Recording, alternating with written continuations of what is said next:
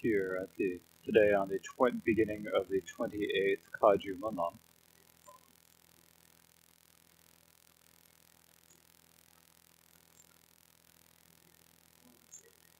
with all of the great upholders of the teachings, including in particular those great beings who uphold the teachings, the Tulkus, the foundation of the teachings, the Sangha, all of the faithful lay men and women. First of all, I would like to wish you a welcome and Tashidele.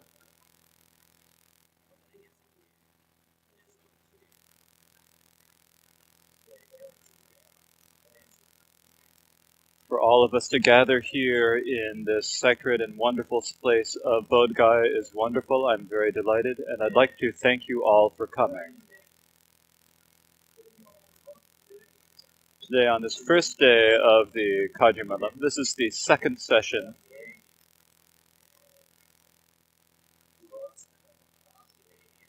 My responsibility, or my task, you could say responsibility, is to give you an explanation of the King of Aspirations, the noble aspiration for excellent conduct. This noble aspiration for excellent conduct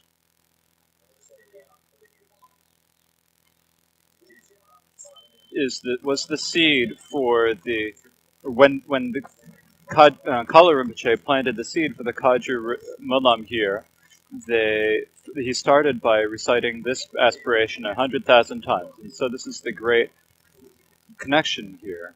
And so now, from that time up until now, each time that the Kaju Monam has been held here, we have recited this aspiration 100,000 times.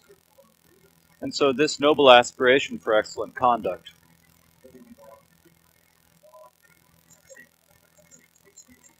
is one of the most important points of the Kaju Monam that we have. It's like the essence, or like the symbol of the Kaju Monam, I think. And so for that reason, it is important for me to explain this, and there's a very good reason and a very good purpose to make this explanation.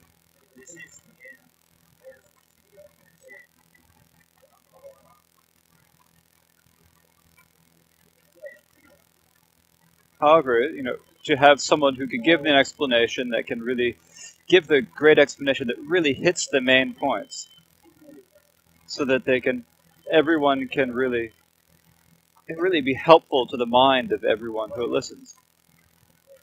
I don't have the capacity to do this. But even though I don't have that capacity, since this responsibility has fallen upon me, even if I can't do so, that I'll pretend that I can.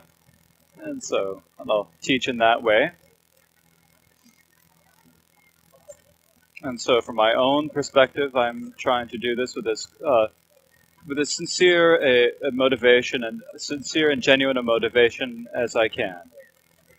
And I hope that all of you who are gathered here in this sacred place of Bodh Gaya, where the 1,002 Buddhas of this fortunate era awaken to this wonderful ocean of power, this great this gathering of ocean of a gathering here, that all of us we can have unmistaken intentions and actions as we listen to the Dharma. So please listen in this way.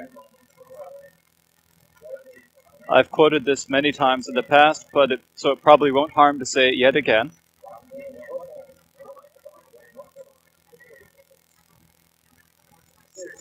So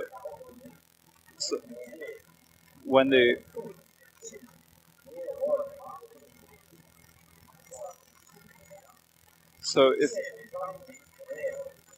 the hope, if there's someone,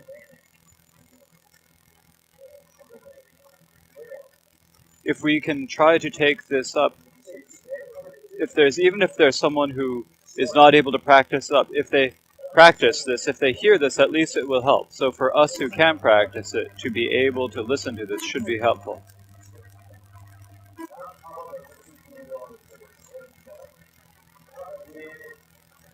And so in terms of, so even if there is a young child, if we talk about a child here, when we talk about, you can talk about the nobles and the childish, or grown-ups and children. Here we're talking about children. So even a child who is a 5 or 6 uh, year, 5 or 6 years old, so may be able to listen to this and hear this. And so I ask you all to please listen with this attitude that it may be helpful.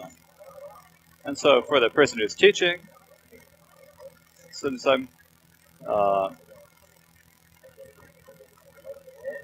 so I know for myself how I am, and there's no point in saying I'm good or bad or whatever. I'm just going to,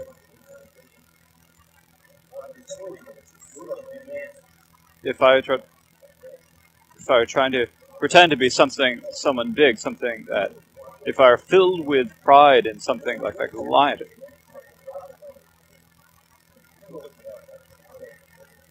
and so sometimes in order uh, to prevent having too much pride, we pretend to be modest, but that's not what I'm doing here. The main point is that all of us please listen carefully and think about this carefully. If there are any mistakes in what I am saying, then please forgive me for that. And so I ask that you do not become overcome by the afflictions or by impatience and so forth. If what I say becomes a condition that helps you, that makes you gather more afflictions in your being, then that is not good. Now, this noble aspiration for excellent conduct comes from the Gandavyuha Sutra.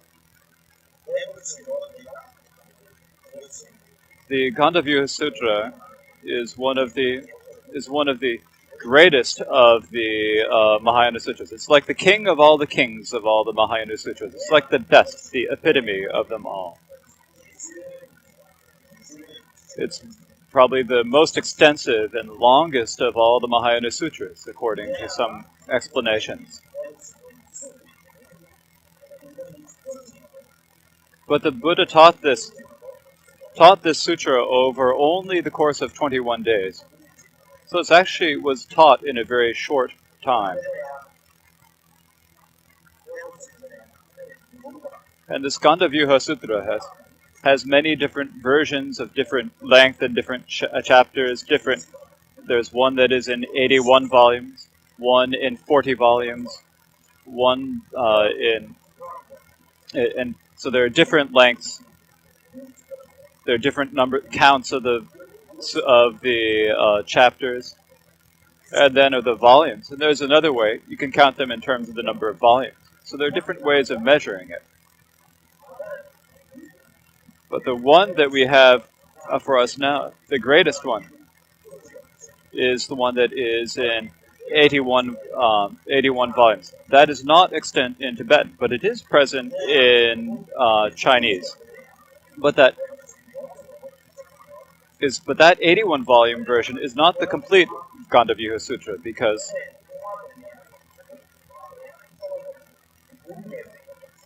the Gandavyuha has at the beginning, it has 100,000 stanzas, and the 81 has only 45,000 that were translated.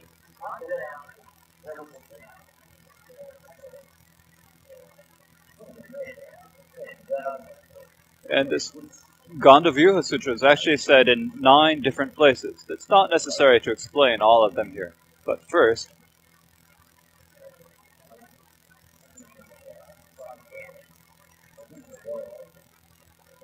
was that first after awakening to enlightenment here at the Essence of Enlightenment, he taught the 6 chapters. And then he taught 6 chapters at the Radiant Palace, and then in various divine places in Ganden and in the Mastery over other emanations realms and so forth. So many chapters were taught in the realms of the Devas. And then once again, he taught more chapters in the Radiant Palace.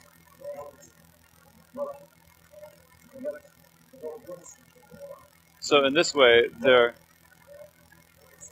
are 9 different sections of the Gandavyuha Sutra, each of which has several different chapters. So basically, there are 9 different sections or 9 different books that are separate for this Gandavyuha Sutra.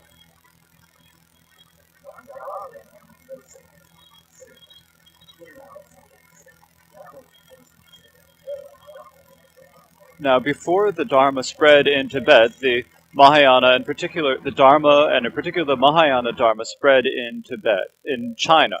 And so the Gandavyuha Sutra was one of these that was transmitted in China. And in particular, there was a 3-chapter version. There's the chapter with this aspiration for noble aspiration for excellent conduct.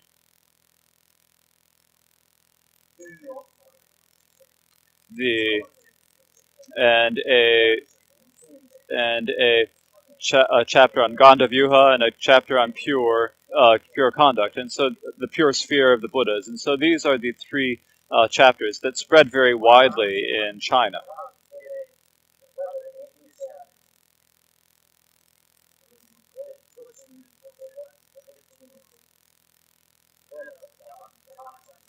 Basically, the places where the Mahayana spread most was in China and in Tibet. So it's good to ask all of you to know a little bit about how the Dharma spread in China. I really don't know it in detail. I cannot explain it in detail. If I tried to explain it, there would be a little problem. So please be very careful about this, and please edit my words carefully if you can. Be careful about this. Now, in China, the sutras that Nagarjuna brought from the land of the Nagas, according to the Tibetans, included the 100,000 sutras. But according to the scholastic tradition in China, it seems that was not brought from the Nagas, but rather was something from that Ludra. The Chinese say that the sutra that Nagarjuna brought from the land of the Nagas was this Gandavyuha Sutra. Now there are several. There's the long, the medium, and the short length. It's like we have a one that has a 3-volume. There is some. Now the long sutra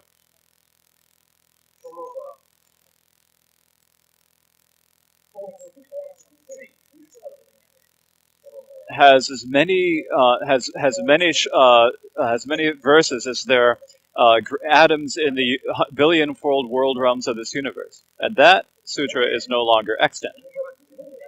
The medium-length one is also no longer extant, but the short one that has 45,000 stanzas spread widely in China. So this is probably the 81,000 verse one.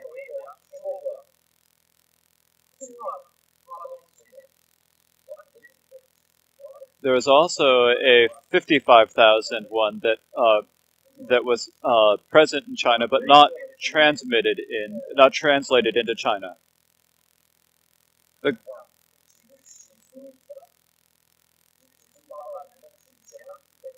There is also a 43-volume version that is found in Tibet. So these are the Gandavyuha Sutras.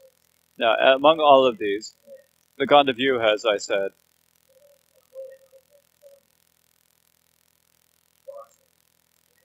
is one of the most extremely important sutras of the Mahayana. And so I thought I'd give you a little introduction to it. So if I tell you too much about it, then I won't get any chance to teach you about the noble aspiration for excellent conduct. Now, if we begin talking about this aspiration, we recite this prayer all the time.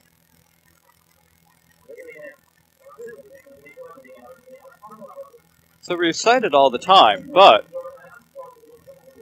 there are a lot of people who aren't able to do it on their own. There are people who can't even memorize the seven branch version. During the time of the 13th, Karmapa, there was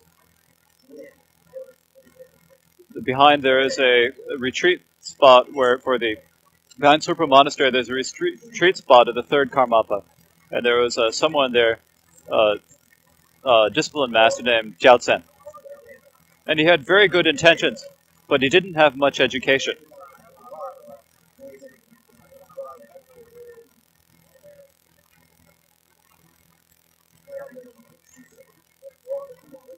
And so as they were going places, they would ask this Jiao Tsen would ask many different questions, many different annoying questions.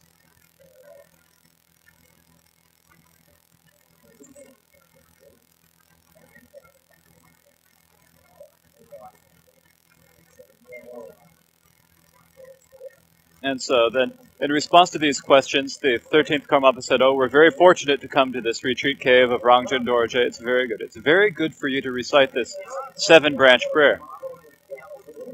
And so he started and he stopped, he started and he stopped, and he was unable to really do it well.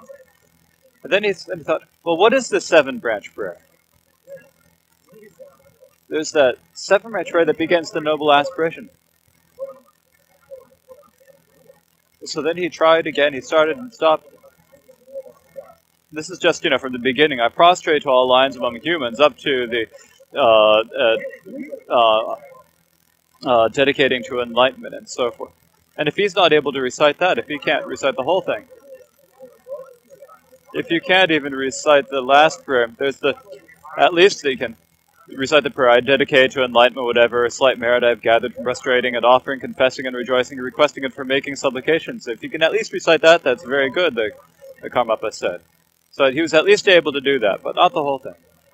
So we recite it together all the time, but it's difficult for someone to recite it on their own. And so the words can be difficult sometimes. But in terms of the meaning,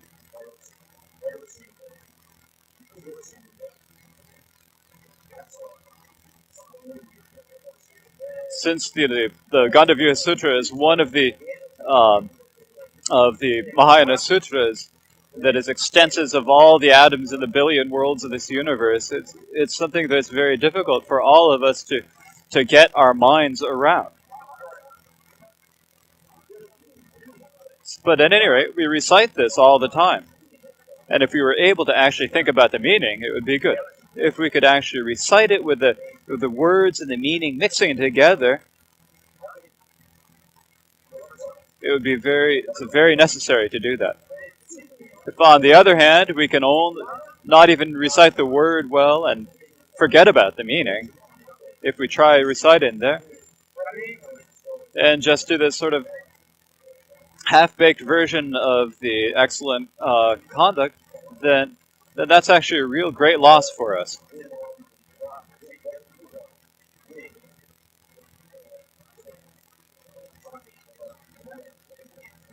So if we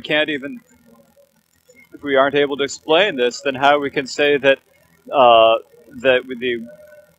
we can't say that the words of the Buddha, the meanings of the Buddha, the teachings are no longer there. There are the many commentaries in the Indian tradition by Dignaga and by Shakyamitra and various other masters. And there are also many different commentaries in the Tibetan tradition as well.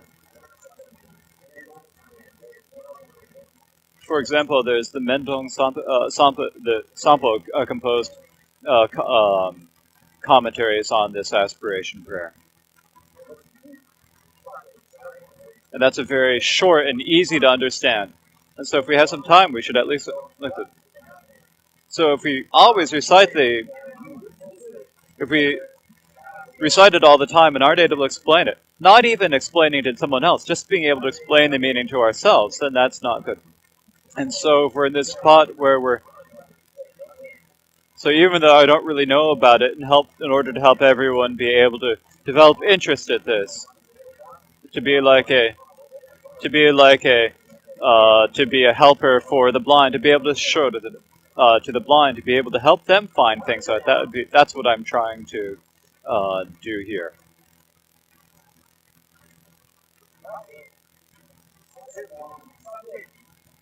Now, the different topics in the this aspiration prayer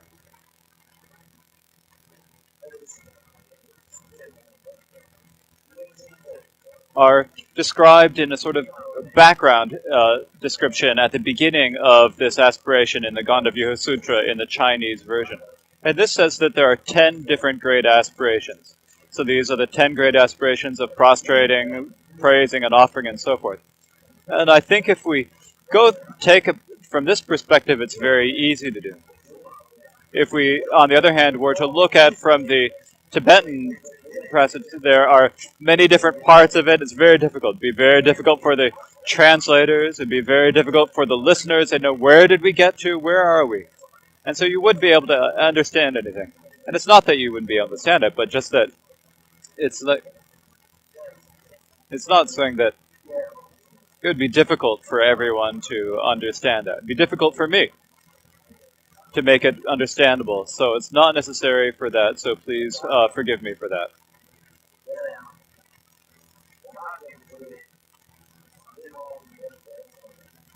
So this so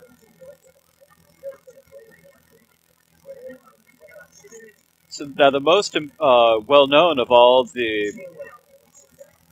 the versions from the Chinese of the Palpa Do, the description is one by Qingyang Goshi. Qingyang Goshi is someone who spent a long time at the Five Peak Mountains of Manjushri.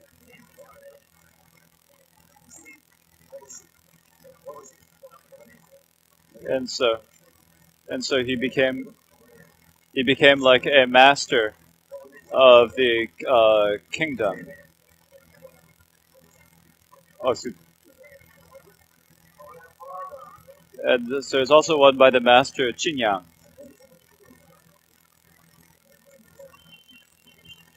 who is said to have been an emanation of the Bodhisattva Samantabhadra. Now, there's a story about this. I don't know if I can tell this story exactly. Maybe. No, I'm not going to tell the story. Maybe I'll tell you. I've got to take a look at it upstairs, and I'll tell you tomorrow. When you can't tell the stories, it's real terrible, isn't it? So I won't say that. At any rate, this master had a very long lifetime. Now, exactly how long he lived, there's some debate among scholars. Some people say he lived until he was 121. Some people say he lived to the age of 104. I don't know how long he lived, but at any rate, there were 9 different kings during his time. The reigns of 9 different kings.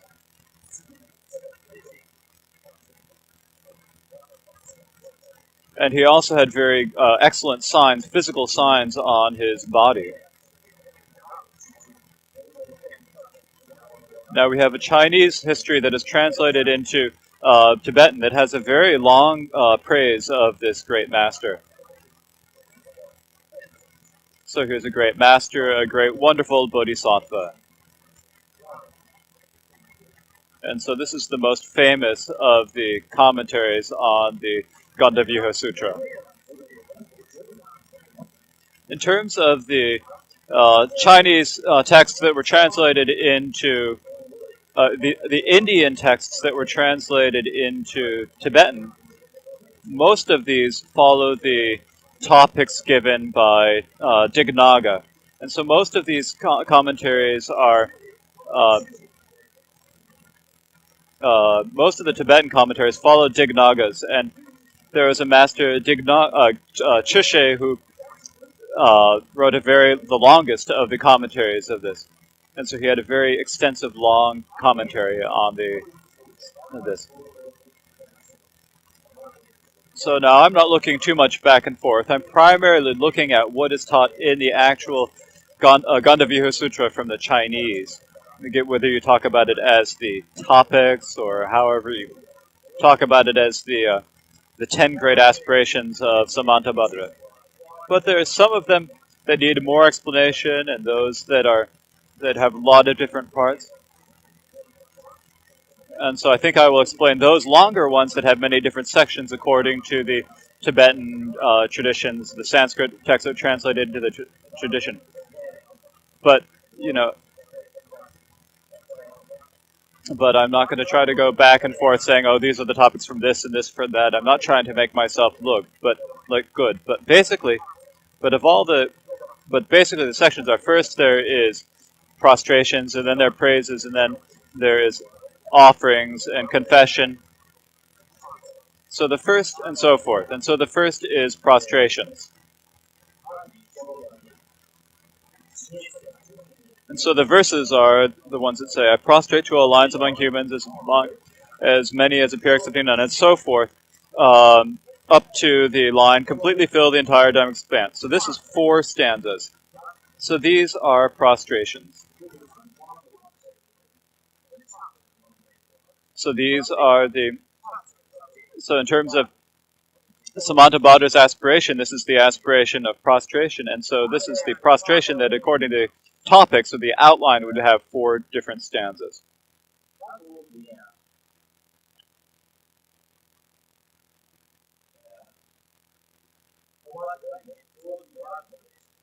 So basically, at the beginning, we have the 7-branch prayer.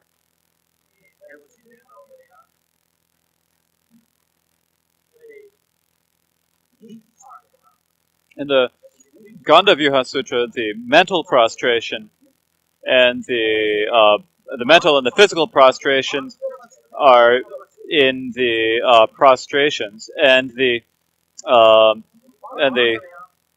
verbal prostration or the praise is considered a praise in the Chinese version.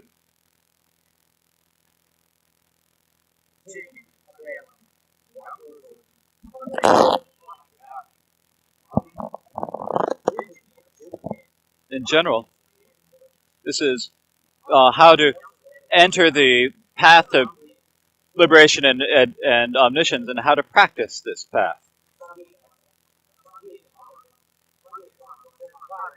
So it's like, if we say if there's like some path that we can point a finger at and say, oh, this is the path that goes to liberation and the state of Buddhahood, there isn't any path like that. Actually, when we talk about path, this is the seed for being able to attain the state of Buddhahood, or the causes and conditions to be able to attain Buddhahood that are present within our own being. That is what we give the name of path. And so, in order to develop that path within ourselves, we need to gather the accumulations of merit and wisdom.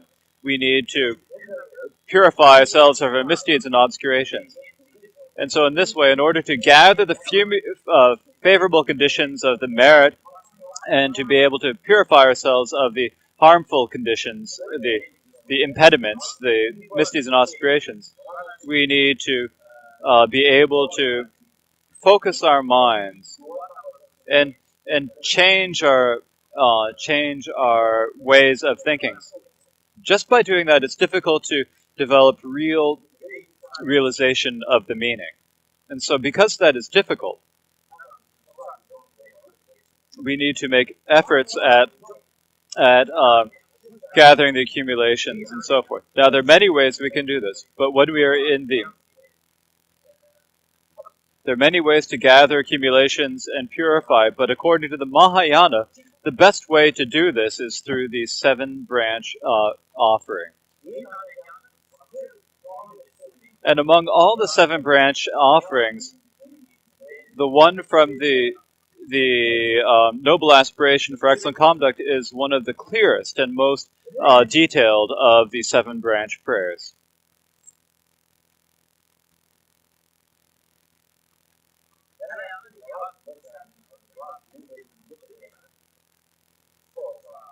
And so these 7 branches, prayers, and within the 7 branches, both of our accumulating merit and our purification of misdeeds and obscurations are both included.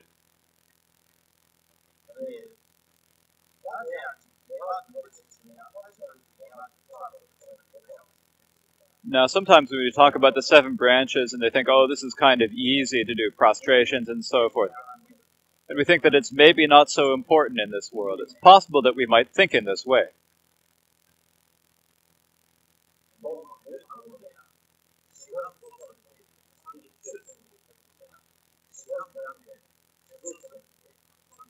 In many sutras, it talks about how when we go to uh, Buddhas in pure realms who are surrounded by the bodhisattvas in the pure realms, and we find out what the main practice of those bodhisattvas is, it's actually doing this seven branch prayer.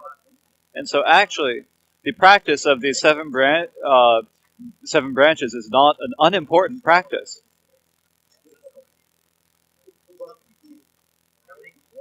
It's like the essence of the practice of all the Buddhas, of all the bodhisattvas in the infinite numbers of pure realms. And so it's like an extremely important practice. And so it's one of the more important of the practices that we can do.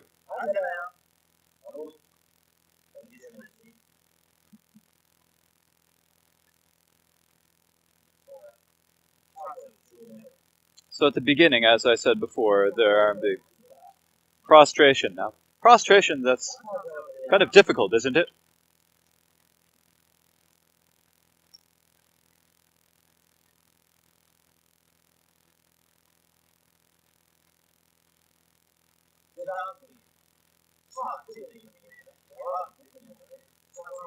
Actually, if we make a single prostration, we can actually do all of these seven branches within that one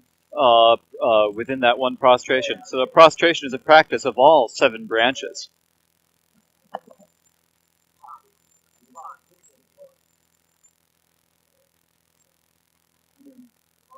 We make this prostrations with our body and our speech and our mind. It's important. And so when we do it with all three, our body, our speech, and our mind, then it is a real prostration. So by having faith and respect, expressing it with our body, speech, and mind, it pleases all of the bodhisattvas. This is an offering to the Buddhas and the bodhisattvas.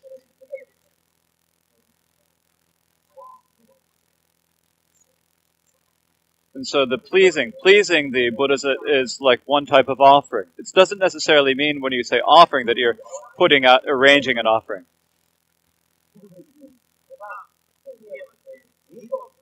By pleasing the Buddhas and the Bodhisattvas of all the pure realms, we please the Buddhas, and then through pleasing them, then we gather the accumulations which purifies our misdeeds, which is confession.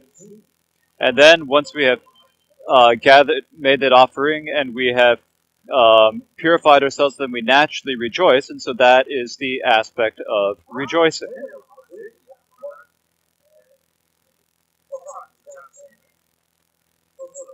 And so when we have gathered the accumulations and purified ourselves, we've made ourselves into an appropriate vessel for the Dharma, then we become someone who is able to hear all the teachings of the Dharma, to hear all the turnings of the Dharma wheel. And so even though we aren't necessarily, even though we're saying not necessarily making the aspiration that the Buddhas turn the wheel of Dharma, they actually do that by doing it well, by doing well and being nice. Then actually they turn the wheel of the Dharma. And so the Buddha, from his own need, has realized the nature of all phenomena. He has given up all of the obscurations. The people who need the Dharma wheel to turn turned are those students. There are those people who accept the Buddha, those who are able to take it up. So without someone to take it up, then no one will turn the Dharma. And so for us to be able to become able to accept the Dharma is in essence a request for the Buddha to turn the wheel of the Dharma. And also, in terms of an ask for the Buddha to remain in Sarvana, this is by, if the Buddha has students there whom he can teach and whom he can help, then he will stay there. So by making ourselves in this way, then we are able to do this. So the Buddha does not do anything that is not meaningful. He does not do anything pointless. And so if he does not have anything to do if he does not have anything purposeful to do, then there's no reason for him to stay. So whether or not we ask him to stay without passing to nirvana, that depends upon us students. So it's for us to make ourselves ready in our intentions.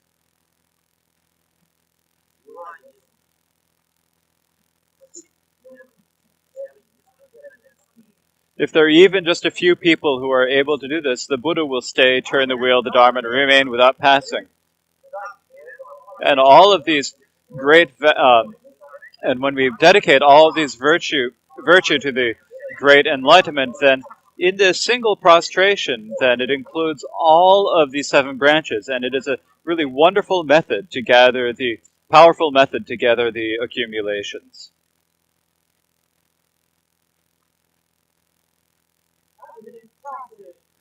Then following this, in terms of the benefits of prostrating, there are incredible benefits to this. It's not necessarily to talk to them.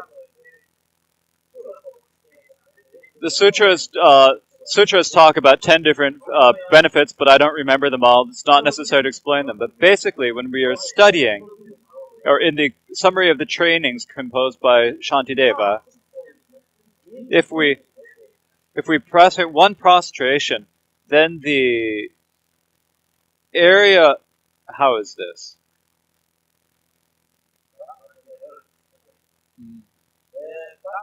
I'm getting ahead of myself here. Okay, here. When we make a prostration, then beneath where we prostrate, there is the ground beneath where we prostrate. There's all of the ground from that down to the very bottom of the earth that goes down 84,000 leagues. There are all of the atoms in that. It has the benefit that of the merit of all the universal emperors from there down to the bottom of that. So sometimes we think. So sometimes we might think to ourselves, "Oh, I'm too short. If I prostrate, that if I were just a little bit taller, then I would be able to have more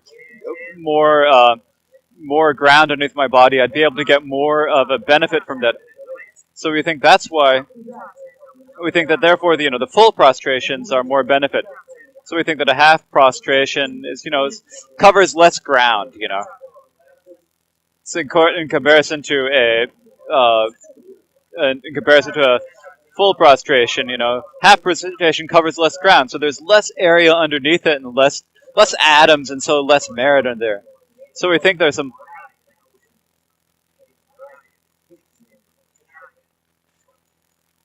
And I thought that maybe this is a good thing to sort of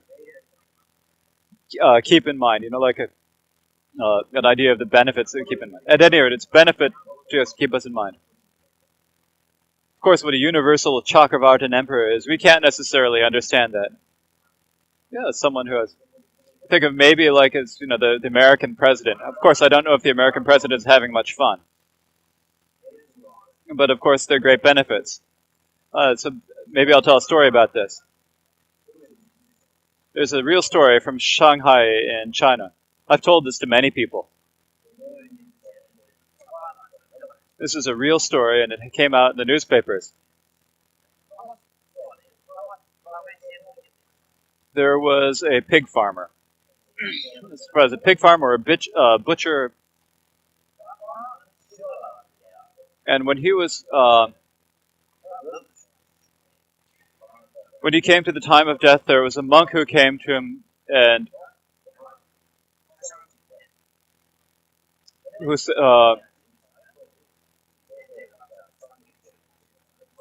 explained to him about the. So this monk came and explained to him the benefits of the Dharma and karma, cause and effect. And so when the butcher died, he raised one hand to his heart. And then a couple years later, maybe 3 years, it's not definite. I'm not certain right now. My mind, I don't know if it's 3 years or 3 months or whatever. But if I can say somewhere around there, it's probably okay. At any rate, in his very own household, all of the members of the family had the exact same dream. They had the exactly same dream. There were several people in the family, and they all had exactly the same dream.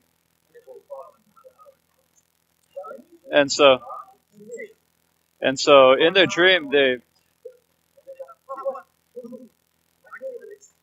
so in their dream, they all saw the butcher, the head of the household, come to each member and say, "I'm going to be born as a piglet in your pigsty tomorrow morning." And so they go the next morning. They all had the same dream. They talk about it. The next morning, they go and they saw that there was one pig who had, and in the dream, he said, "I'll be born as a piglet with a human hand, and please protect me. Please protect me when I am born." And so 3 days later, there was a sow, a female pig, a sow in that household who gave birth, and there was one of the piglets that actually had a human hand. And so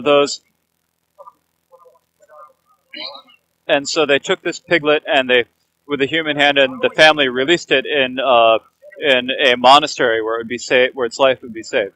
And so, if this is the benefit of raising a single hand, so even if you have a single so this is just the benefit of raising a single hand in faith to the Buddha.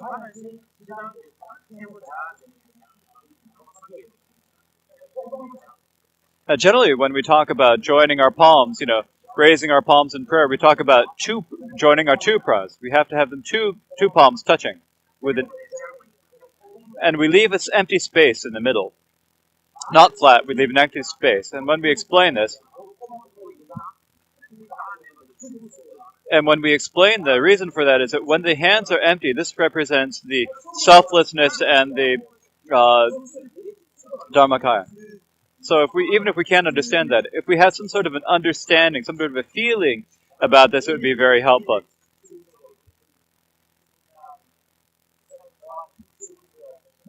So if we have no feeling in our mind, we just say, "Oh, this represents the Dharmakaya. Oh, this is the."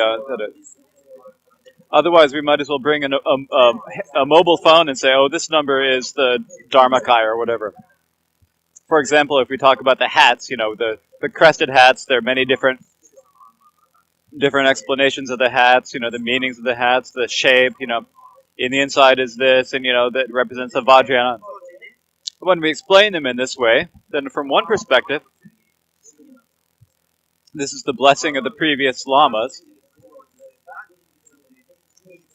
If it's just, some guy coming along and say, "Oh, this represents this and this represents that," then there's not point in that. But on the other hand, if we say it represents this or doesn't represent it, it depends upon our mind. If we have a feeling in our mind, the basis of that feeling,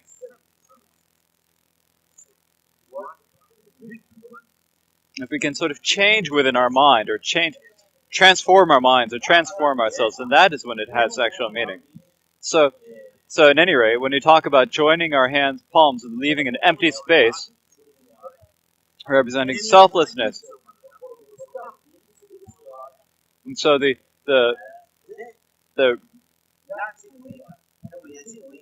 the shape represents our body, and it's not just one side, but the right and the left joined together. The two joined together means the union of means and wisdom. So it's represented to develop the path of the unification of means and wisdom, to develop that if we have raised it, and to be able to progress along it. Now, in the Tibetan, primarily in the Tibetan tradition, we join the three hands and we touch them to the three places.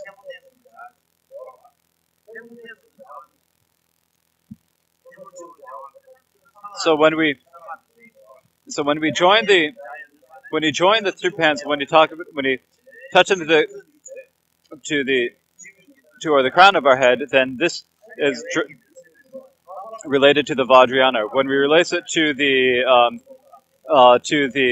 top of our head, then that is to release the binds in the chakra in the crown of our head, which then allows the invisible Ushnisha to appear. And then when we join it to our when we touch them to our throat, then we touch it around where the wrinkles in our throat are, and doing this releases the binds in our throat, which allows us to develop the 60 branches of speech. And when we touch them to our heart, it's not actually our heart is actually to the left, but if we touch our hand to the left, it's kind of strange. So, so we touch them to the center between our two nipples, and that represents this releases all the binds in our heart, and then we are able to develop the omniscient wisdom of. This is the condition for developing the omniscience of the Buddhas. And so that's talking about it from the positive. We talk about it from the negative, so this is purifying all of the obscurations of body, speech, and mind. Now, when we talk about it from the secret mantra Vajrayana, then there's a lot we can say here. So we talk at the joining the two hands together and bringing all of the root and the secondary winds all together into the central channel in the heart center and so forth. So there are many different. So this is something we have to join with our own practice. It's not important for me to say it's that this is just important. So it's good for us to understand this. If I speak this much, it's not gonna. We're not gonna get through this, are we?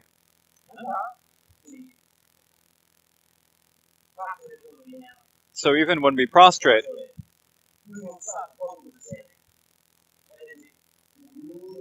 even if we bend without putting our, if we just bow without putting our knees to the ground, of course, if you have a physical condition, it's another thing. But so some people talk about this as a possibility for creating. If we don't touch our knees, or if we don't touch the head to the ground, like some people sort of bend down as much as they can. Some people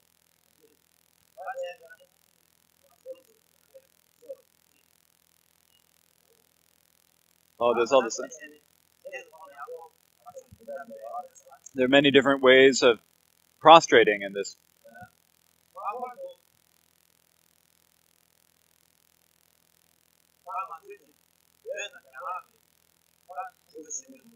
In particular, in our Tibetan and Chinese Mahayana, we need to stand up between each of the prostrations. So we bend down, touch our knees and our hands and our head, and then we stand up again, touch it to the three parts, and then we have to touch all the three parts. And so this is generally this particular prostration for the Tibetan and the Chinese Mahayana traditions. It was not like this in Nalanda, they say. For example, there are many Chinese masters and translators who spent a long time in Nalanda, 20 or 30 years. And in there's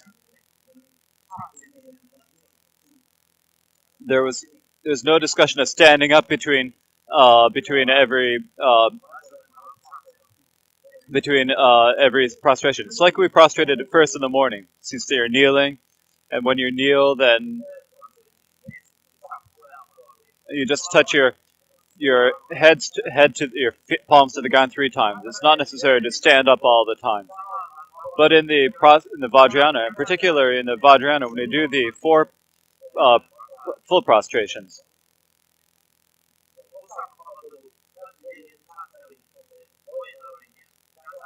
and so some masters talk about needing to touch all the parts of the body to the ground and so forth, and many estimates.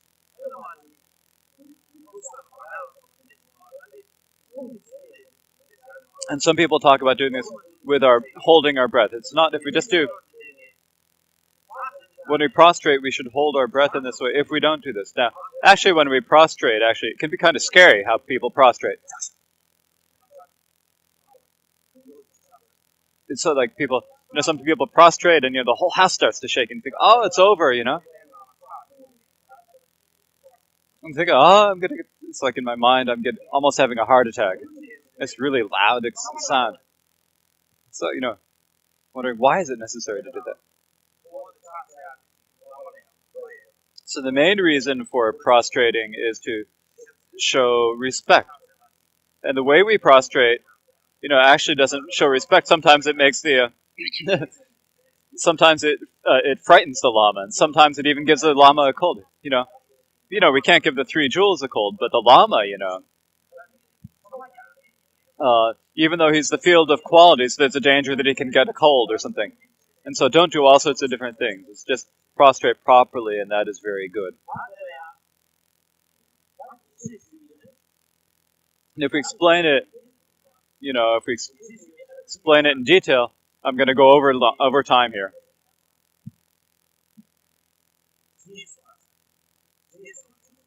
So in terms of the detailed explanation, I prostrate to all lions among humans on page 111, as many as appear excepting none, and so forth. I've the 3 times of the world of 10 directions, sincerely my body, speech, and mind. Now this is the brief teaching on prostrating with the 3 body, speech, and mind. So in brief, they're basically all of the Buddhas in all of the 10 directions, not just now, but from the past, the future, and today. All of the Sugatas, all of the Buddhas of the 3 times. I prostrate to all of them, without any exceptions. Now the way that we prostrate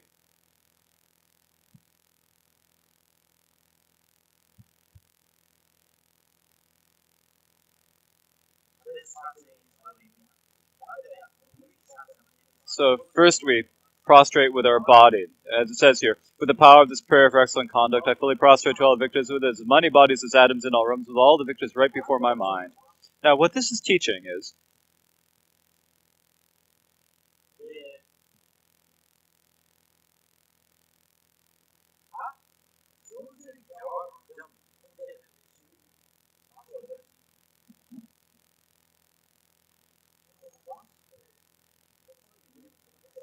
so how do we explain about all these inconceivable things? If we think about all of the Buddhas that are, all the Buddhas that as many as an atom, even if they're, as small as just the head of a pin, they all fit within this space because of the power of them. They can all fit actually on the head of a pin because of their miraculous powers. So we think that all of the Buddhas of the 10 directions and 3 times can fit within this spot. And we think about, each of the atoms within our mind. Actually all the scientists look at this, and when we look for the atoms, there's something that we can't see with our human eye. When they look for these,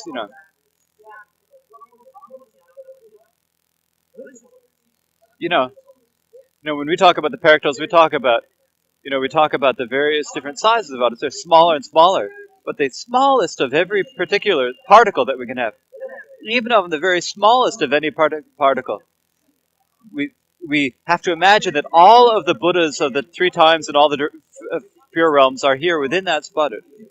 Particularly in this here, if we can't think of that, it's not necessary. We can think about all that are here.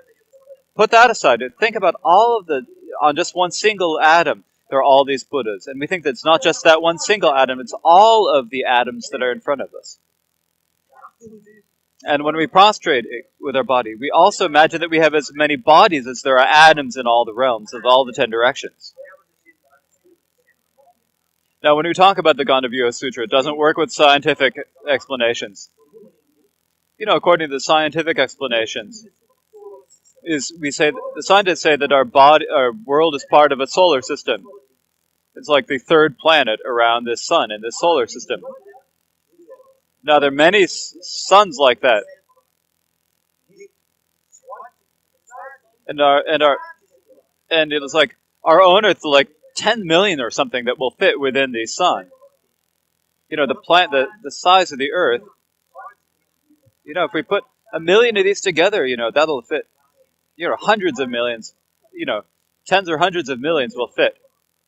It's like, okay, so this is like 1 million of these worlds will fit in our sun. But this sun of ours is part of a galaxy. So a galaxy basically means like a collection of stars. So like when we see up in the early morning, you can see the sort of white path through the sky. That's like, it's like what we look up there and we see in the sky. We talk about it when we talk about the Milky Way. But basically, that's basically what we mean would be a galaxy. It's a huge, whirling mandala of cars. So that's And some particular mean, and this is what we call the Milky Way, the path of milk, or the Milky Way. And this, within that entire universe, now that huge sun of ours, it's like, millions and billions of stars.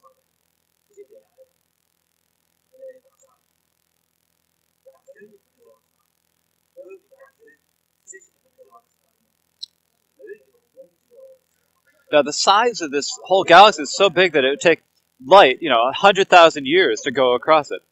So when we talk about this, it's kind of strange. We talk about it in light years, and like this.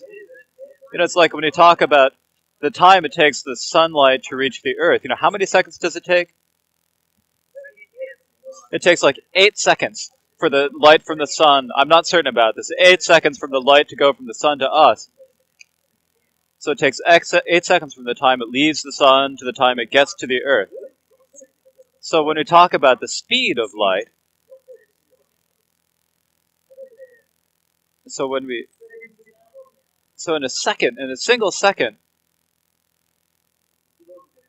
it can go how many kilometers? I used to know how many kilometers it could go in a second, but I don't remember now. It's like 300,000. It's like something. I think it's 300,000 kilometers per second. So anyways, it can go. It can it could orbit the Earth 7 times or something like that. So like in a single second, it can go 300,000 kilometers. And so there's something that's going that fast. It has to go at that speed. It has to go that speed for 100,000 years. And that's the size of our Milky Way galaxy. And that's a small one. And when we look up at the whole universe, we're talking about the whole unbearable world realm that we're in. Our world is actually a kind of small one.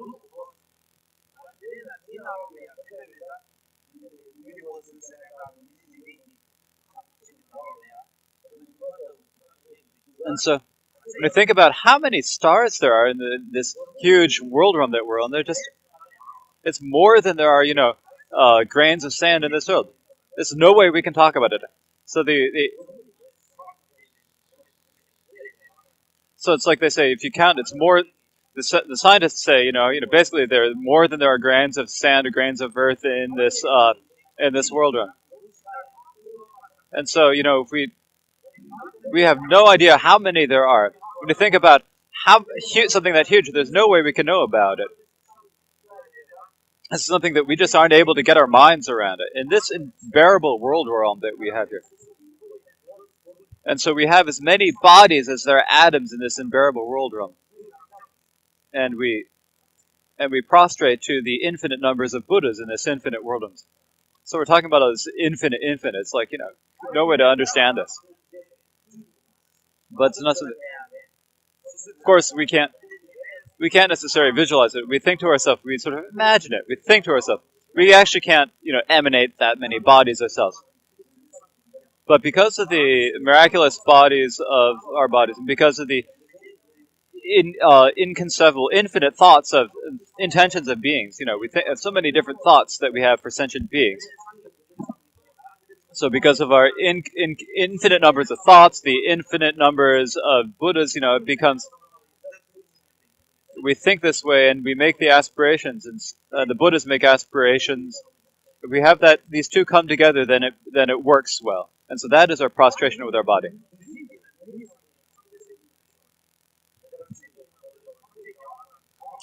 Following this is the upon one atom are as many Buddhas as atoms in the midst of bodhisattvas. I thus imagine that victorious ones completely fill the entire Dharma expanse. This is the mental prostration. This is exactly what I was saying before. So the example that I gave, like the amount that can fit on the tip of a point of a tip of a needle. This is actually kind of big. So we know within that there are millions of atoms. And so within one of those small atoms, if we think all of the Buddhas who are as limitless as all of the atoms in all of the realms. So, like actually there's sometimes some scientific explanation saying that that the world is, contained within a single atom. And it's kind of inconceivable. But basically, this whole thing is inconceivable. We think that on the single atom there are atoms. There are many Buddhas there as atoms, and it's not just the Buddhas. They're all surrounded by millions and millions of bodhisattvas and Stravakas and the self-Buddhas, the Pradeka Buddhas. And we think that all of the Dharma expanse, all of the 10 directions are filled with these Buddhas, and this is our mental prostration.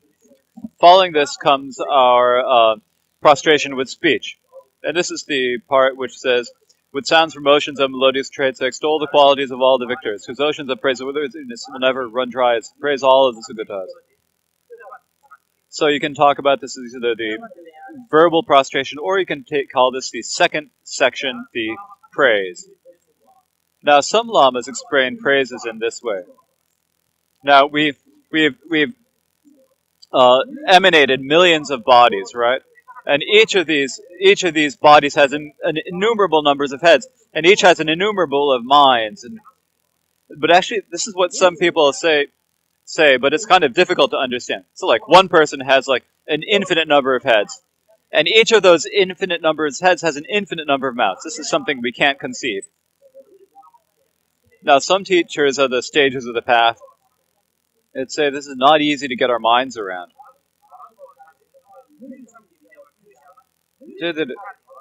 No, what gets to me, what I can get my mind around is you think that we have an infinite number of bodies, and each of these has a mouth. So, like, we have as many bodies as there are bodies as there are atoms in the world, and each of those bodies that we emanate has its own body, and each of these proclaims the qualities of the Buddha, and these are just a single quality. It's not just one time. We're talking about all the qualities many times, not just one place in every place. We're talking about all of the qualities of the Buddhas.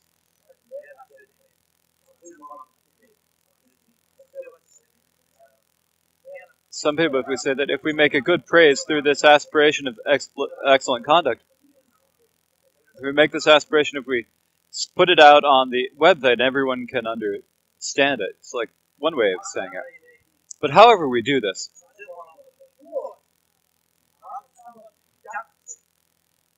but basically it's, we think about as much as we can, as vast an exploration as we mind.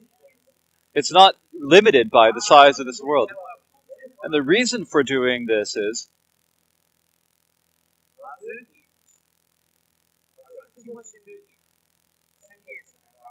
when we have the resolve of bodhicitta, or the compassion of the Mahayana, it needs to be greater than as vast as the whole Dharma expanse, the Dharma Dhatu. And so we need some way to make this understandable in our minds. So if we think about it, when I explain the world, it's like huge. It's incredibly vast.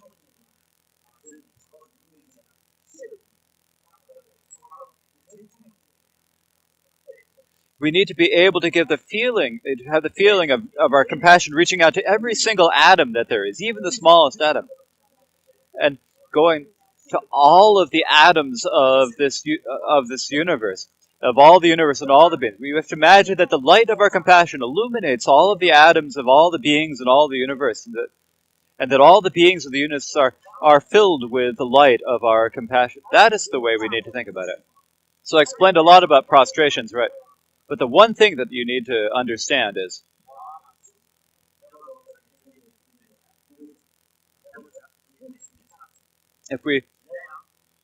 you may prostrate a single time with our body, but if we don't, if we do not have our minds focused on it, then it is not a real prostration.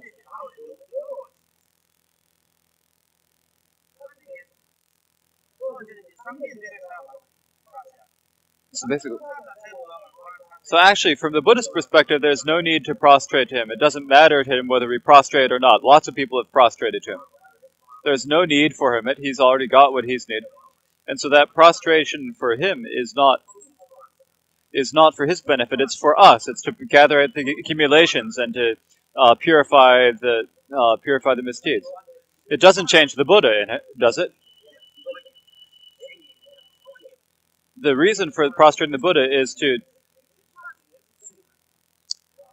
it's to develop our own qualities.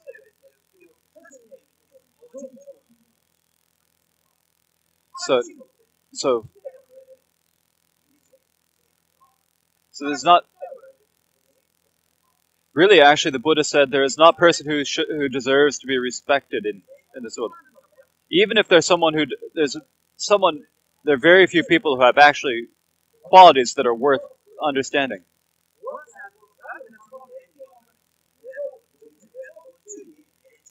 So it's like we have to take if we think about bees, the bees go and they take the best things out of the flowers when they only take the nectar of that. And in the same way, we need to take the best of this. We need to, with our minds, we need to gather we need to see the good qualities. So we need to think about, even if there are beings in this world who have only the slightest of virtuous thoughts, we need to encourage them. We need to praise them and we need to encourage them. And then only when we do that will we be able to have a real prostration and praise that's is taught here in this prayer.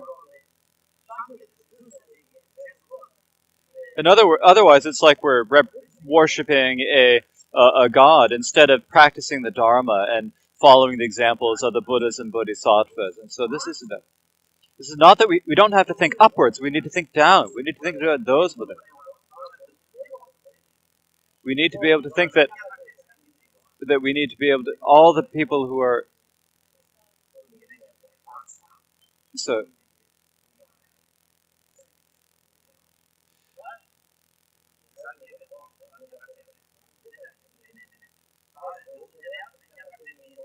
so so it's like we're underneath the King Gesar. The King Gesar was able to give great problems to the Uyghurs, and but it's actually all the people under that. And when and sometimes when we see we when and so when good things happen, we have this when things like that happen, we celebrate them and think they're great. But actually, that is mistaken. But actually, when we think about we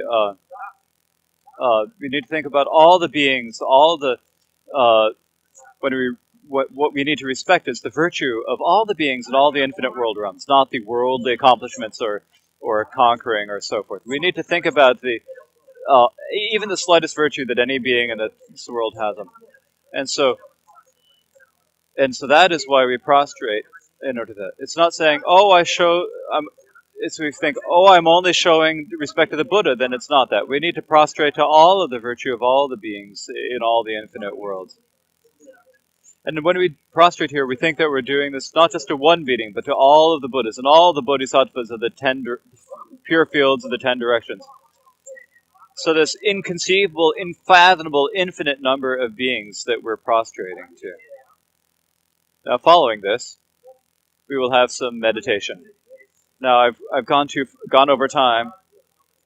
I was supposed to stop at 10 after 10, but I stepping a little bit. So now we're going to have some meditation.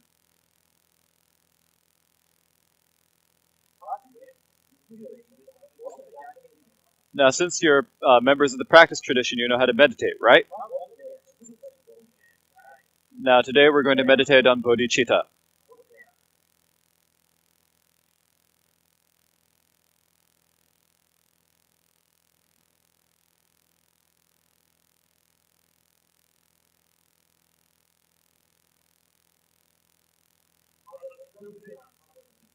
Sometimes when you go in the airplane,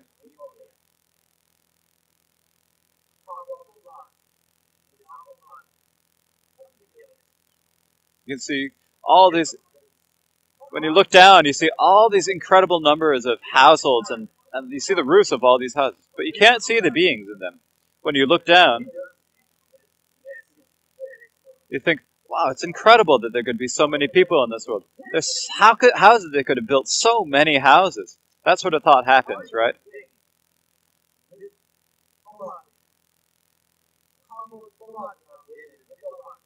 You know, the thousands of people who live in those thousands of houses, and all of the people who live in this huge earth of ours,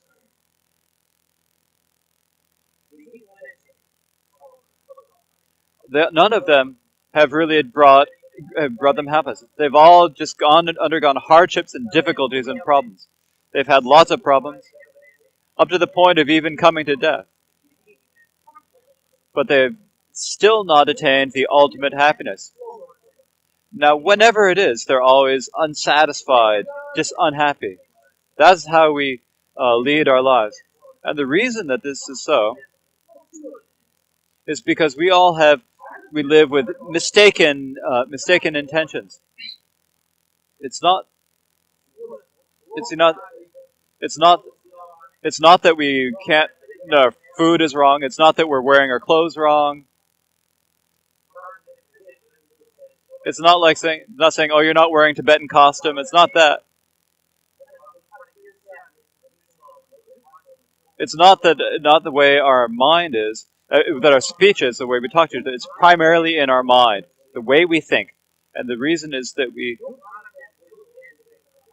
because we do not know what is the cause that brings our happiness, what cause brings us suffering. We think that, oh, if we do some bad cause, that'll bring us good result. And we think that, oh, this good cause will bring us a bad result. So we give up the good cause and we do the bad ones. And so because of that, then we have this infinite amount of suffering, this unlimited suffering of samsara.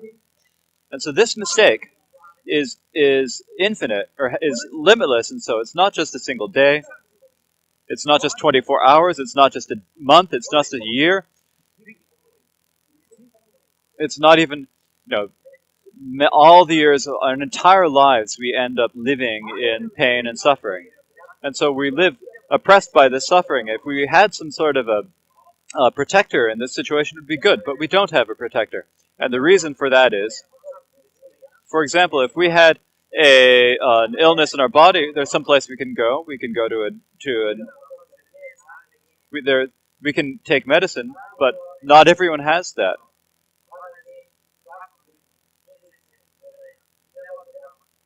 There are many people who may have serious illnesses, but who do not have doctors, who cannot afford medical care. But basically, our main mistake that we make, the root that are made, comes down to our mind. It's a mental mistake. And because our mind is mistaken, if we can eliminate those mistakes, because our feelings of pain primarily come in our mind, then if we can free ourselves. So